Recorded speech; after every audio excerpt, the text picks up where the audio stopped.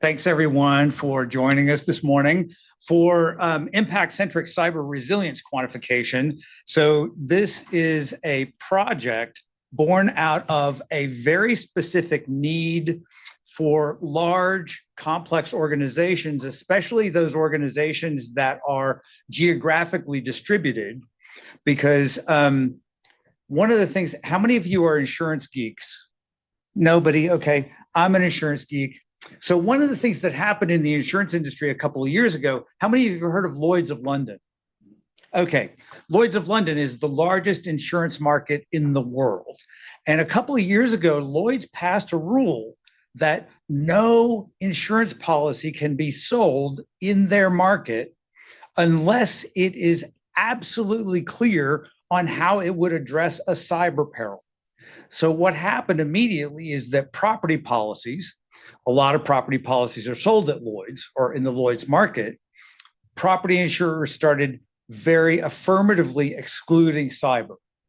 And so now if you have, and cyber insurance, which pays for things like breach costs and breach notifications and ransomware and things like that, absolutely affirmatively excludes tangible damage.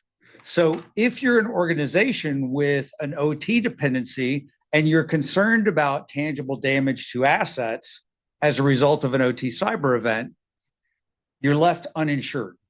So immediately Lloyd's stood up a new insurance code called CZ in American English, CZ in British. And CZ means a cyber physical damage policy sold at Lloyd's. And 2 years ago, Axio, the company that Daniel and I work for, I'm the president and co-founder, we were selected through a competitive process to participate in a Lloyd's incubator called Lloyd's Lab. And what we did that summer was build a methodology that Daniel's going to talk about for helping organizations and insurers understand this, because underwriters are accustomed to underwriting based on physical perils associated with your geography, floods, fires, windstorms, earthquakes. They're not accustomed to underwriting for things that can spread like wildfire across a network and hit all of your locations all at once. And companies that have this gap in their insurance now have no idea how much to buy, right? And so Lloyd's wanted a methodology to help both insureds and insurers better understand this risk. And that's what Daniel and the team built, and he's going to tell us about. I'm going to step aside. Yeah, so before we get into the actual, fortunately, these don't look great. Before we get into the actual process, we'll talk about like what data inputs that we actually use for this. And one of the key challenges that we see from our core product, which is a cyber risk quantification platform, is that a lot of companies have a tough time starting the actual process. There's like a cold start problem, and that really revolves around the data collection aspect of cyber risk quantification. So what we did for this approach was try to use things that were already in place for other purposes. So that started with the property insurance details, specifically property statement of values. So for those who don't know, there is it basically is an itemized list of all of your locations and some very granular data about them, which is super useful for this type of analysis. So that's things like the building reinstatement costs, the equipment values that are within that location, the average stock or work in progress values for that specific location, and the business income generated by that specific location, as well as just a high level overview of like what that location serves and what its purpose is. So then kind of staying on this topic of things that are already completed for other purposes is the cyber insurance application, specifically the OT submission. So it's the OT security questionnaire, just to get kind of a high level understanding of what the OT security controls are in place across the organization. So like I said, the benefits of this are that's already used by insurers, especially coming from Lloyd's. These are things that Lloyd's enjoyed as being the inputs for this. But it's already objective and standardized and like we said, readily available. And one of the underrated aspects of this is when you go to renew your property policy or your cyber insurance policy, that data is getting updated every time you do the renewal. So those updates can be kind of immediately reflected in the results of this. So going into the actual process, like I said, we go through that statement of values and look at the different occupancies of the location. So what their main purpose is. And what we try to do is classify each location using a NAICS code. And we use NAICS because it gets very granular, especially for industrial industries like these that we typically do this type of analysis for. And there's really good supporting documentation for it. And so we call the process for actually creating scenarios a context-aware scenario generation process. And this is because we actually started using LLMs and structured workflows to do this, but how it really started was all manual. And we realized that to create very specific and applicable scenarios for a specific location type, you need a lot of context to make sure that the scenarios are feasible and have high fidelity. So the first thing that we do is based on the location occupancy, which we had classified as NAICS, we try to understand what the critical function of that location is for the purpose of the business. And then from that, we'll try to understand the critical connected technologies that actually support that function. So this is kind of just giving us, again, that context and background understanding of what is actually happening at this location, what's the purpose, and what are the systems and technologies that support that function. And then this is combined with a lot of historical research. So we use data from obviously cyber physical events that have occurred within locations or similar locations to that type.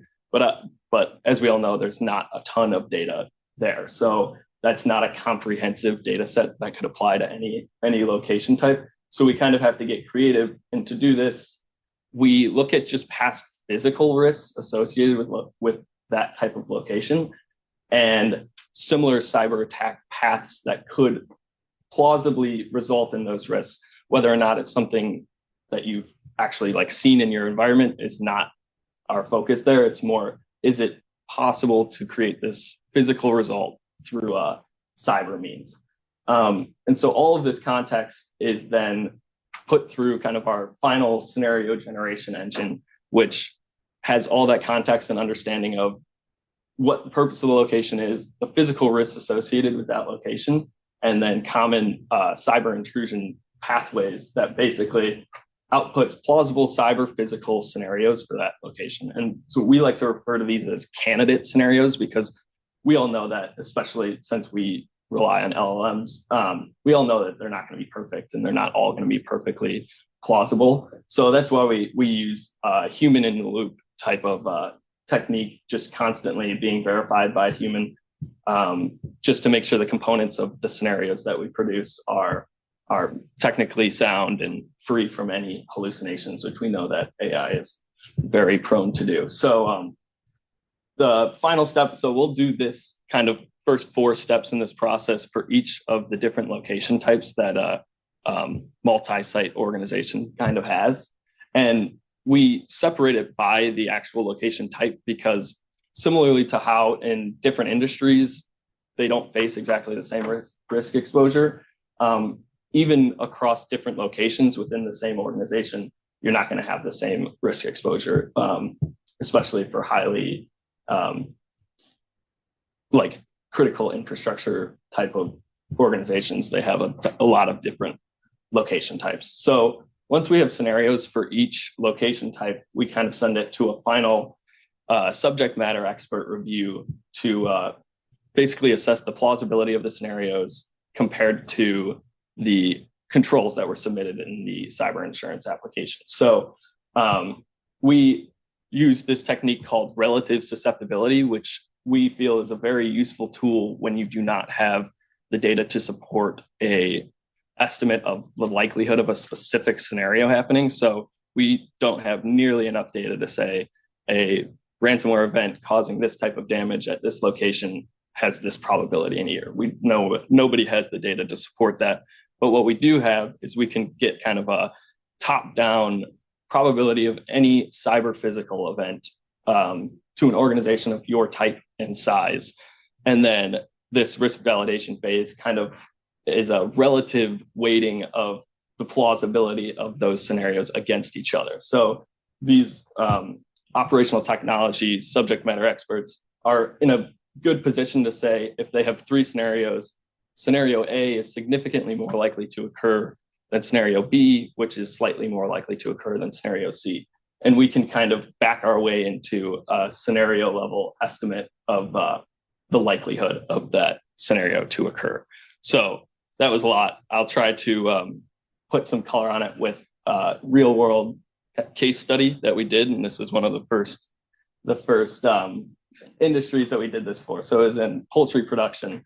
So they had 6 distinct location types, of which we identified that 3 of them had some sort of cyber physical risk exposure. And those 3 were the poultry hatcheries, which is where the eggs are incubated and hatched, the poultry processing, where the chickens are slaughtered and processed for the end consumer, and then refrigerated warehousing and storage, which is their kind of distribution centers. So we ended up modeling 5 different scenarios, and the first being hatchery automation disrupted via ransomware. And this is the immediately after hatching a lot of automated systems to vaccinate and determine whether or not the chicks are diseased and remove those that would be. And if these systems were impacted, it would lead to a ton of manual labor, significant delays, loss of potential chicks that are hatched, and damage to that actual automation systems. The next one, which is a good example of how this type of scenario would not apply to any other type of location, is this incubator bricking scenario, which is at these large scale poultry hatcheries, they have big industrial incubators that are fully connected to their controls, the main hatchery control system. So it was reasonably plausible to say that if a threat actor were to gain access to that hatchery control system, they could effectively brick these incubators, lose an entire batch of eggs and therefore chickens, and there'd be damage to the actual incubator itself. In the processing section, we did a disruption of processing automation systems, which is kind of the robotic arms that basically slice up the chicken into consumable pieces. And these things are highly configured and perfectly tuned. And if a threat actor were to change those configurations, could cause serious damage to the actual equipment, and then obviously damage to the chicken itself, and which would result in business interruption and stock loss.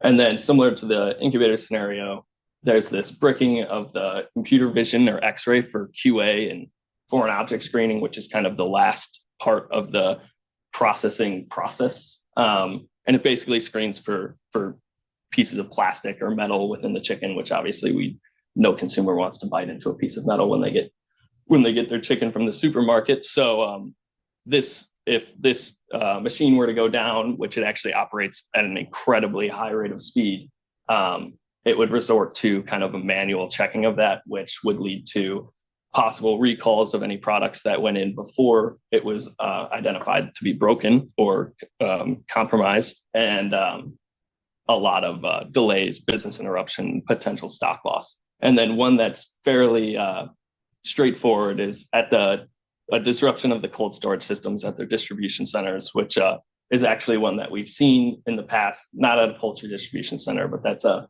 kind of real world scenario that has happened, which causes significant business interruption, stock loss, and potential damage to the cold storage systems themselves. So this is the kind of output that we would get from this type of analysis. So you can kind of see a full scenario narrative that gets written out, that identifies kind of the threat actor, execution method, the business impacts, operational impacts, all those types of things. This is kind of the simulated loss curve across all locations that scenario would apply to. And you can see minimum, maximum, and mean loss, as well as I was briefly discussing, the scenario probability over on the side. And one of the key things here is that you may be wondering why these aren't kind of smooth charts and why they're kind of lumpy like that. But that's actually kind of one of the key insights that you can get from this analysis, is that with where those lumps are is likely where you have different location sizes, or what you can almost see as like the importance of the location type. So we see out of their 9 distribution centers, about 5 or 6 of them, if the scenario were to occur, would result in less than $5 million of a loss. But there's 2 or 3 locations where the loss would be between $20 and $30 million. So this is kind of one of those where you could take this output and say you only had the budget to incorporate a certain control at a select few distribution centers. You know exactly where to start given kind of the output of this type of analysis. And then finally, this is kind of just like an overall view across your entire organization, what your cyber physical risk exposure is. And that's really the benefit of doing this kind of bottom-up quantification approach, is that you kind of have the data set up in a way that you can view it in any scope. So you can, like we just did on the last slide, look at specific locations and how that scenario would impact that location. You can look at how the scenario looks across all of these locations, but then you can also look at this like overall view. You can look at the different things. So you have the data to support any type of scope that you're trying to make a decision for. So I'll throw it back to Dave for kind of some of the benefits that clients and insurers have seen using this. Any questions so far that we've Rob? Yeah. Sorry. I'll probably end up just talking to you after as well, but Always welcome to. So in that initial approach, we lay out the step, pretty obviously where you have your threat piece, also the consequence piece. Vulnerability, did you get that through the SME validation, or how do you assess vulnerability? We do. So if you've ever looked at a cyber insurance application, as a cybersecurity nerd, they leave a lot to be desired. And part of that is because there's great competitive pressure on insurers to ask fewer questions. I call it name that tune underwriting. My questionnaire is shorter, so you should apply with me. I'm going to ask you 10 questions. Well, Daniel's going to ask you 9 questions, and Josh is going to ask you 8. So who are you going to go to? Josh. So there's enormous competitive pressure to minimize those applications. So the information we get is really sparse in many cases. Now, some insurers also now have an OT supplemental, which has some questions that we, the folks who come to conferences like this would really love to see. We may or may not get that. So one of the things that I really like about this methodology is that at its core, this methodology shows what we often refer to as inherent risk, right? Because we have a minimal amount of insight on the controls in any given organization. And another thing that I really love about it is that it's, if you're an asset owner and you've got millions of dollars in automated equipment spread across an entire continent or globe, and you don't know where to invest your limited resources, output like what Daniel showed you is a great clue of like, hey, I should shore up this, manufacturing facility, this hatchery, and this refrigerated warehouse. That's my first step, right? This other stuff, I can endure that. I can endure that risk for now while I get these in good shape. So it really does, we've been talking for more than a decade in cybersecurity about taking a risk-based approach. And methodologies like this give us real insight into the risks that enable a risk-based approach. So this organization, and we've done this for cheese manufacturing, we've done it for beer, we've done it for... I'll say that I have a completely different relationship with chicken now. Yeah. I don't like to buy it. I don't like to be in the kitchen when it's being prepared. I like to I'll wear my hazmat suit, go into the kitchen afterwards and like scrub everything down once it's cooked. But yeah, it's a running joke in my house. Like somebody's opening raw chicken, I'll be upstairs. Let me know when it's done, right? But it's kind of interesting knowing where your food comes from. And we've done this for energy assets as well.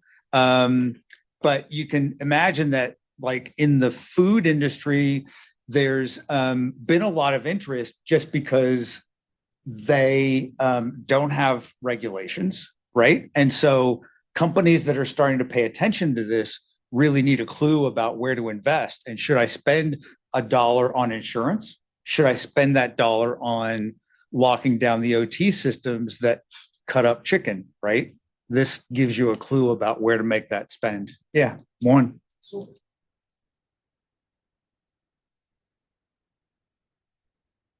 It is a risk assessment. If I take the word Yeah. cyber, but it's that we should be doing it regardless of cyber. It's a great point.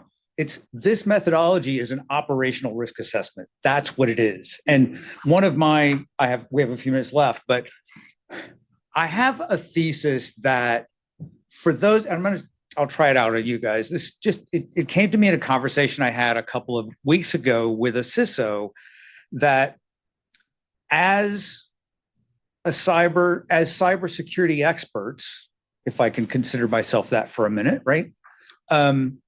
Sometimes we use that term cyber as a barrier and blocker for others. Like, don't worry, this is cyber. And from outside the cyber community, they see that wall, right? So that term is really a blockade. And I'd really like for us to start talking about operational risk with cyber as a component, because a lot of the things we do to shore up cyber defenses have enormous benefit for all operational risks, right? And we have client, our core product at Axio is cyber risk quantification platform, or as I'm increasingly calling it, a risk quantification platform, or a resilience quantification. And I use the term resilience because the bottom line on any organization's resilience is whether they have the financial wherewithal to live and fight another day. And we've seen, it's not hard to find today, examples of organizations that went into liquidation bankruptcy as a result of a cyber event.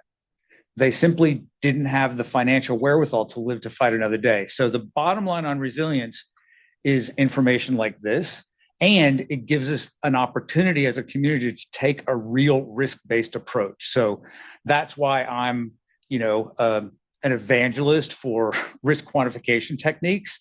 And we have one that's based on, you may have heard of FAIR. Ours is not FAIR, although some FAIR experts recently said yours is actually more fair than most of the people who think they're using FAIR. But Brendan and I Brendan is the head of our risk modeling team, the guy with the camera, who also helped build this methodology. And Brendan lives in Maryland. Daniel's in Chicago. I'm in Atlanta, but I'm often here. And I'm an evangelist for these techniques. And Brendan and I are trained in Hubbard's methods. I was at Carnegie Mellon in the group that built Octave, so I'm very familiar with that method. And we're schooled in FAIR, and so our methodology is informed by all three. Right? We use a different lingo. We don't use the FAIR ontology. So even though we use similar terms, although I will say that they borrowed susceptibility from us, because we started talking about susceptibility, and then the FAIR ontology suddenly changed, and they're now calling it susceptibility, not vulnerability, because vulnerability is kind of it's a loaded word, right? And so, look, I love to talk about what we do.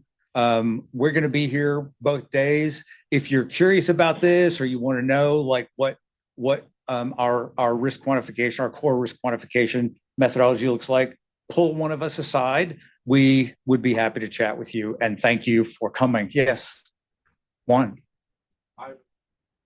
Okay, thank you. Thank you. Great job, Dan.